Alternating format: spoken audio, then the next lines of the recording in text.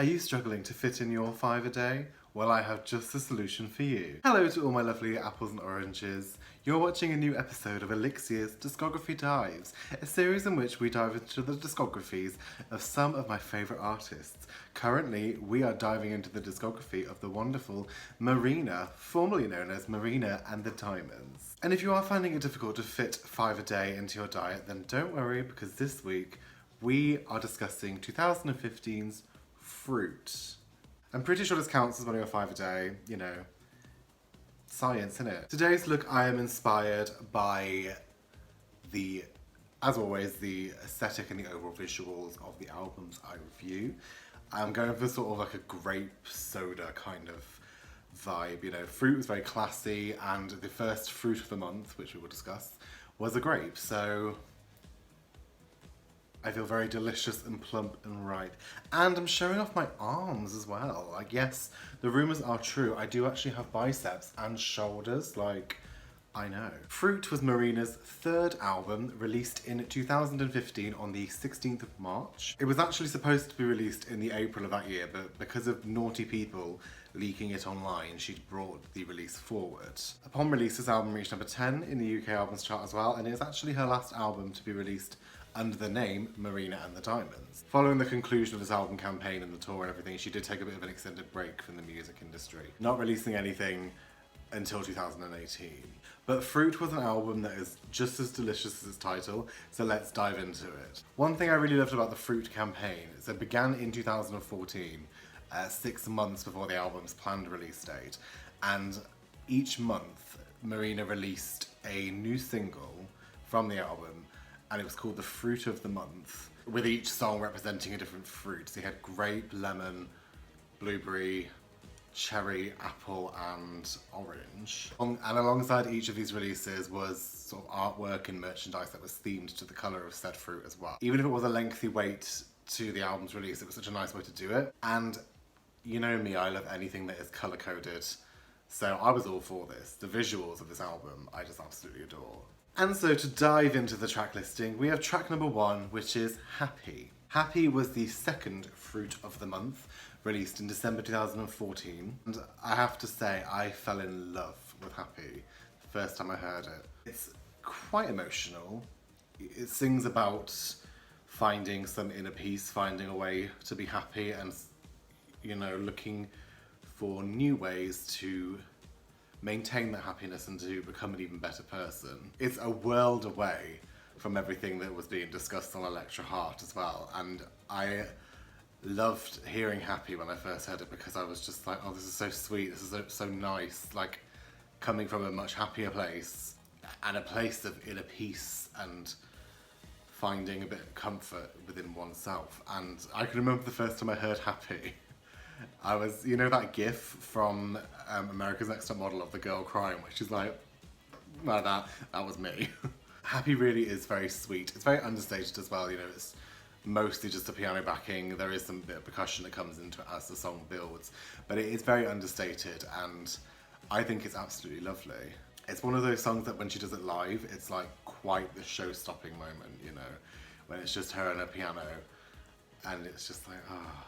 It's definitely a mobiles in the air moment. Track number 2, we have Froot, the titular track of the album. Froot spelled F-O-O-T. Froot was the first single of the album. It was the first Fruit of the Month as well, representing the grape. And Froot is a great song. It's quite quirky. It's everything I think you'd expect from Marina and the Diamonds. And I think as it was the first single, it bridged the gap quite nicely between ElliXia Heart and Froot. I feel like Froot on the whole is a much more mature album than ElliXia Heart was. Froot has some sort of sassy little quips in it like ElliXia Heart did, but I think it also has a sense of classiness about it. Like in the video, she's very done up in, you know, great gowns, beautiful gowns. Great gowns, beautiful gowns. And she looks really stunning. It's very sort of like old Hollywood, kind of, you know, that thing. And I love some of Froot's lyrics as well.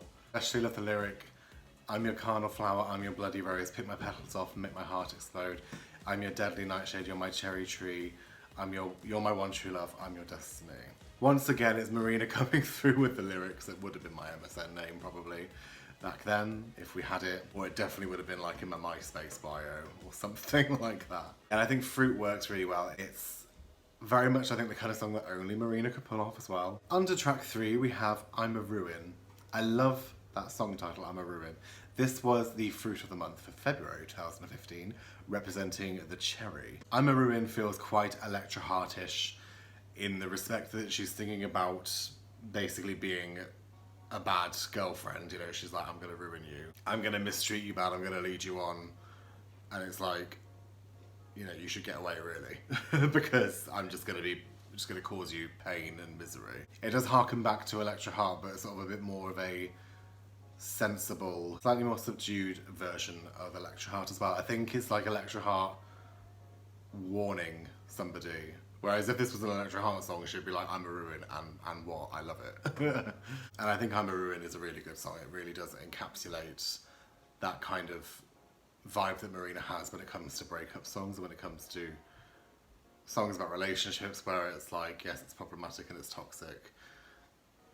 I'm aware of that and I can't help that kind of thing. Onto track 4, we have Blue. Blue was not a Fruit of the Month, and therefore it was actually the first song. By the time this album was released, 5 songs had already been released themselves. So this was the first time, this was like the first brand new song we hadn't already heard and sort of known for some time. And Blue is an absolute bop. It's really, really cute, it's up-tempo, it's quite quirky again. It feels very classic Marina. It feels like quintessential, breezy, yet quite serious Marina song. Something that could be on Family Jewels, but a little bit more streamlined, I guess, than what the Family Jewels had. Blue actually was not a Fruit of the Month, but it was a single later on, sort of due to, I think, fan demand, fan response. I think, if I remember correctly, when I saw the Fruit tour, actually, it was the encore track, so it was a very popular fan favourite. The music video is really cool as well. It's got Marina hanging around this amusement park, and it's all very cutesy and fun and a little bit camp as well. I love the lyric about how it's quite open and honest about an ex-lover, and it's like, I don't actually want to be with you, I don't want to be on my own kind of thing, you know, like I don't love you, I just sort of like want you to be there in case I need you. Like, I want you sort of like on standby, but I don't actually want to be with you. On to track 5, we have Forget, which was the Fruit of the Month for March 2015, representing the apple. I always see March as a green month, so having all the green stuff for Forget in March made me very satisfied. So, thanks Marina for that one. I'm sure you did it for me. Forget is an absolutely fantastic song. It talks about sort of taking responsibility for your own happiness and maybe the bad things that have happened to you, you know, starting to get some closure and move on from it. It's very self-reflective and very introspective as well. I like the lyric, all the time that I've wasted chasing rabbits down a hole, when I was born to be the tortoise, I was born to walk alone. And I think Forget actually is a song that I relate to a lot more sort of now. I was 23 when this album came out. I listen to Forget now and I think, actually, yeah, no, like, you know, everybody has some bad things in their past that they're either not proud of or that were very hard times for them. And it does get to a point where you sort of just think, I just need to forget about it. I just need to move on and let myself move on. Otherwise I'm just going to be stuck in this awful situation where I'm just thinking, you know, I'm just reflecting constantly on what went wrong or where I was back then. It's like, well, actually, no, you have the power to take a stand and move on. Like, I'm not going to be a victim of anything that's happened to me back then or any mistake that maybe I made back then, because, you know, I've sort of forgiven myself, I'm moving on. Forget's definitely one of my favourite songs on the album, actually, I think. I think the messaging in the song is very good, and I feel like it's one of those ones that everyone can probably relate to. Moving on to track 6, we have Gold. Now, Gold was the Fruit of the Month for April of 2015. It was the last Fruit of the Month as well. It wasn't kind of really like as much of a big sort of campaign as the others had, because at this point the album had already been out for nearly a month. Gold represented the orange. I think Gold is nice. It's quite understated. It's sort of one of those songs where only sort of recently I didn't really know what it was about, because I just sort of would listen to the lyrics, but the lyrics wouldn't really go in for me. It would just be like, oh, this is a nice song, but I don't actually know what she's singing about. Gold sings about finding, again, the themes of finding a bit of inner peace and being able to go about your life, reflecting maybe on what you want, maybe what you used to want isn't necessarily what you want anymore, and reevaluating a lot of goals and, you know, talking about not being motivated by money anymore, or maybe not trying to find a certain level of success and being happy with what she already has, or being sort of letting go a bit of the stress of what am I going to do, where am I going to be, and I feel like Gold is a lot more like, well, I know where I'm going and it might not be what I thought it was going to be, but I'm cool with it and it will be okay. And Gold is actually a really nice song when you compare it to a lot of the family jewels in particular, such as songs like Oh No or Mowgli's Road, where it's like, they're very chaotic existential crisis songs. Gold is a lot more calm and a lot more peaceful and mature. On to track 7, we have Can't Pin Me Down. This is probably my favourite song on the album, actually. Throughout Froot, we've had a lot of maturer outlooks, I guess you could say, with the song's lyrics. But Can't Pin Me Down is a little bit feistier. It's got a bit of bite, and I like that. There are so many lyrics I love. Do you think I'm stuck up because I'm always picking fights? I mean, like, that's me on Twitter, to be fair. When I see somebody saying something problematic and I'm like, excuse me, 1 minute. I love the lyric, you may think I'm one thing, but I am another. You can't call my bluff, time to back up, motherfucker. It's always very satisfying to sing. As well as you ain't got me sussed, yeah, you're not even close. I think I definitely feel that way sometimes when I'm placed in a new environment and I'm like, being a drag performer and being a performer in general, you do come across people who I think they have you figured out straight away, and it's just like, you're not even close. You don't know shit. Definitely somebody who I feel like I'm sometimes underestimated. So Can't Pin Me Down is a nice track for me to sort of listen to and feel like, yeah, okay, you think what you want to think, but I'm going to prove you wrong, and it's going to be great. Can't Pin Me Down very much sounds like Marina standing up for herself and holding her own in what is a very tough industry, but it's still done with a level of class and a level of understatement. Like, obviously there's swearing in the song and some of the lyrics are sassy and clap back like, but I still think it's done quite tastefully and she's very calm. She's not phased, basically. Unbothered. On to track 8, we have Solitaire. It's not a song about that game that everybody used to play on Windows 98, but it is a quite understated ballad about finding inner peace, again, with being alone and being on your own by yourself. And actually, sometimes even preferring to be on your own. Actually preferring to stay in and not socialise, just sort of exist. And like, Solitaire sonically sounds like a very sad song. The melodies sound quite almost like self-pitying, but when you read the lyrics, I actually think Marina is talking about being content in her own skin, but in her own company as well. This is a relatable song to me. That is not a word, is it? This is a relatable song for me. I've always sort of been that kind of person who is independent, and I've always sort of socially been independent, you know. I'm very good I enjoy my own company.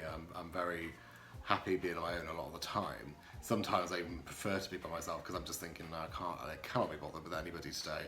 I just want to stay and just not speak to anybody. I mean, that's before I got into drag today, actually, I was feeling a bit like that. And Solitaire especially, actually, is a song that is quite relatable now, given the pandemic that we've been stuck in for the last, what feels like 17 years. You know, I live alone. I have spent majority of the time since March 2020 on my own.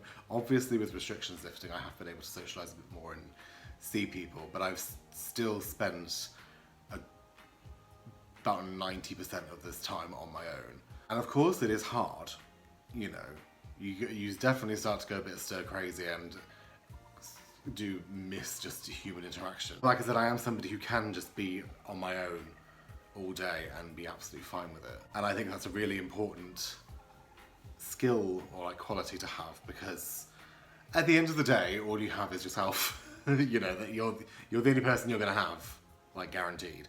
So you need to be comfortable in your own skin, and I think Solitaire is a nice song because it reflects that. On to track 9, we have Better Than That. Better Than That is a somewhat controversial song among the Marina fans, I believe, because she's singing about an individual who has basically slept her way up to the top to get what she wants. She's thinking about somebody who is very beautiful and seems very sweet and innocent, but is in fact a very calculating bitch. She's a nasty piece of work. Nasty piece of work. I particularly like the line with an angelic voice, devil in disguise. And there are some rumours, there are plenty of rumours on who this individual is about. Now, I don't think Marina has ever actually explicitly stated who the song is about, but a lot of fans seemed to draw the conclusion that it was about Ellie Goulding. And I'm not here to speculate, you know, I haven't done the research, I don't know the ins and outs of it, I don't know either of them personally either, so... But I wouldn't be surprised, actually, if it was about Ellie Goulding. And that's not to comment on Ellie Goulding as a person, because like I said, I don't know her. I'm not really a huge fan of her, so I'm not like, I don't know the ins and outs of like her personal life or who she's dated or whatever. The lyric about Ever Since We Started Out, they both released their debut singles and albums around the same time as each other, within a month of each other. And they're also both from areas that are quite close to each other as well, because you got Ellie Goulding from Hereford, which is near my neck of the woods as well. I don't know her, but you know, tiny, minuscule claim to fame. And Marina's from Abergavenny, and like they're next to each other on the train line, so there's a good possibility that before they were both signed that maybe they knew each other and from the scene, but honestly I don't know, it's just speculation, and I don't really care either, you know. It's a song about somebody who's a slag at the end of the day. although you know, it does have the lyric, I'm not passing judgment on her sexual life, I'm passing judgment on something, I can't actually remember what the word is. You consult the booklet. Consulting the booklet to find out the lyrics, they are very hard to read because like you can't really see it, and then like I'm also visually impaired, so bear with me. Yeah, the lyric, I'm not passing judgment on her sexual life, I'm passing judgment on the way she always stuck her knife in my back ever since we were started out. Suspicious from the start, I always had my doubts about you. It's very sort of quick to say I'm actually not slut-shaming her, I'm just passing judgment on this thing instead. Because, like, otherwise it's not a very feminist song, is it? To be like, you're a slag. Nasty piece of work. On to track number 10, we have Weeds. I would say Weeds is probably my least favourite song on this album. I don't think it's a bad song. I don't know, I feel like the lyrics are kind of just a bit... The verse has got good lyrics. But like the chorus is kind of just like Weeds on repeat, and then like the middle eight is just her saying baby on repeat. It's one of those songs that I don't think it's bad. I don't think it's amazing. I think a demo of Weeds leaked earlier this year, and I remember thinking that was a much better version of it than what made the album. But I still like Weeds, you know, it's a nice enough inoffensive track 10 song. On to track 11 we have Savages, which I think is not only the best song on this album, but I would say it's one of the best songs of Marina's entire career. Savages is such an important song, I think. The lyrics are so very sadly on point and very sadly relevant to society back when it was released in 2015 and still today. It questions the morality of the human race, all the horrible things we do to each other. The lyrics talk about the awful things the human race do to each other, like kill each other, steal from each other, betray each other, and it questions whether it's human nature for us to be like that or whether it's learned behaviour. I love the chorus, underneath it all we're just savages, hidden behind shirts, ties and marriages. I think the song is a massive truth bomb for so many different situations. You know it happens in the news quite a lot. You know when something really horrible happens in the news that is a completely man-made disaster. Savages always springs to mind because I think the song is actually still really relevant. I think the best lyric is, "I'm not afraid of God, I am afraid of man."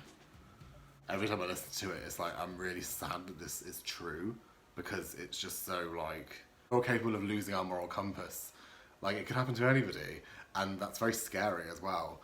I think it's almost like a warning song in a way, but it's depressing in retrospect as well because this song is now 6 years old and it's like, well, it could have been released today and it would still be relevant. And on to the closing track of the album, Immortal,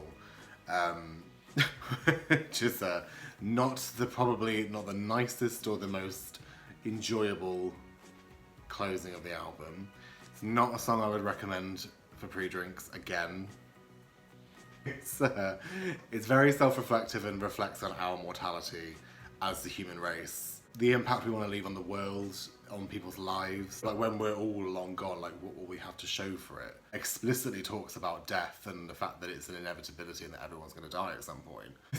It's not exactly like the most, like I said, it's not exactly the most upbeat, fun, enjoyable track. It's a very good song, but I wouldn't say it's a song I rush to listen to. You know, it's kind of ironic. It was the fruit of the month as well for January of 2015. It was released on New Year's Day. New Year's Day probably like statistically has like the highest hangover rate, I'm guessing. And that New Year's Day 2015 especially, I was hung the fuck over. It was absolutely horrendous. And like listening to a song which is so existential like Immortal on New Year's Day, it's like, oh lord. Like, I'm too hungover to deal with this right now.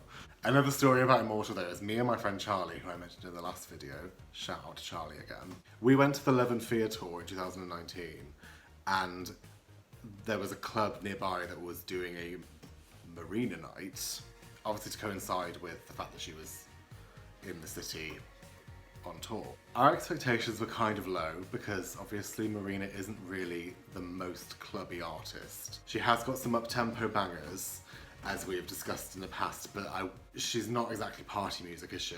But we were disappointed because we went to this Marina night and I think they played Prima Donna and that was it. I didn't even think they played Prima Donna or How to Be a Heartbreaker, but like it was meant to be like this Marina night. There was posters for it and everything and there was zero trace of Marina at all. And so we were like, all these up-tempo club non-Marina songs that were coming on. I just kept singing. We were just singing the lyrics to Immortal over it, being like, I want to get sad to Immortal in the club. Like that night needs to happen. Like when the clubs are open again, let's do it. Let's do an Immortal. Let's just do like a sad bangers night. In all seriousness, Immortal is a really good song though, and again, you know, the lyrics are very deep and relevant, and I love actually that the last lyrics on the song and the last lyrics on the album are "so keep me alive." I think, yeah, I like that, you know, keep my memory and my legacy alive. And that actually brings us to the end of the album. There weren't any B-sides with this era. There was a bonus track, or sort of bonus track that was uploaded to YouTube, which was a cover of True Colours by Cyndi Lauper, which was a lovely cover. It was piano-led. You know, True Colours is such a lovely song, you'd have to be pretty abysmal to mess it up, really, wouldn't you? And that actually brings us to the end of Froot, and the end of the Marina and the Diamonds era. For her next release, and everything else that has followed, has been released under the name Marina. I think overall Froot is a great album. I think it's aged really well. There is a lot of fans consider Froot to be her best album as well, and I think I've never sort of ranked Marina's albums, but I would probably say Froot is definitely a contender for it, at least. I think I prefer Electra Heart, but if we're being objective, Froot is better than Electra Heart though, so. Also, I have my ticket here as well to the Neon Nature tour that I saw in 2015. It was a very good night, it was lovely. But yeah, Froot is a really, really solid album, and I really enjoyed the era, I enjoyed the visuals, and the tour was fantastic as well. And that wraps up this fruitful episode of ElliXia's Discography Dives. I hope you're well nourished. I hope you are getting your 5 a day because that's very important. I hope you enjoyed this video. Don't forget to enjoy me next time when we will be discussing 2019's Love and Fear, which has 2 cover arts. Thank you very much for joining me. I've been ElliXia Q Valentine, and as always, don't forget, please book me, because you can now. So go on, what are you waiting for? Mwah.